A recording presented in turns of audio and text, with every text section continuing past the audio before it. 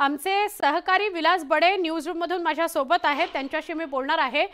विलास, कुणाच्या तरी सांगण्यावरून कारवाई होत असेल आणि राज्य निवडणूक आयोग किंवा केंद्रीय निवडणूक आयोग याची दखल घेणार असेल तर हे वाईट आहे, पण सरतेशेवटी आम्ही सामोरे जाऊ आणि अवमान कुठेही आम्ही आयोगाचा केलेला नाही असं सचिन अहिर म्हणतायत। पण या सगळ्या घडामोडींवर आपण काय सांगाल?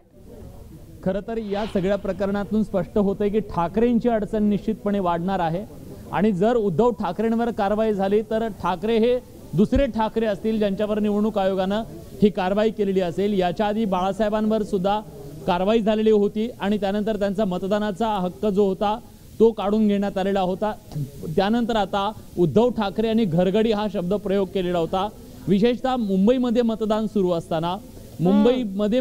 सुरू असताना त्यांनी पत्रकार परिषद घेत निवडणूक आयोगावरती अतिशय जहाल शब्दामध्ये टीका केलेली होती आणि त्या सगळ्याच्या प्रकरणाच्या नंतर भाजपनं याची तक्रार जी आहे ते केंद्रीय निवडणूक आयोगाकडे केलेली होती। केंद्रीय निवडणूक आयोगाने आता राज्य निवडणूक आयोगाला सांगितलेलं आहे आणि त्यातल्या जे पुरावे आहेत, आता हे सांगीव नाहीये, त्यांनी पत्रकार परिषद घेतली होती त्यामुळे त्याचे सगळे पुरावे जे आहेत ते त्यांच्याकडे सादर केले जातील पुणे निवडणूक आयोगाच्या।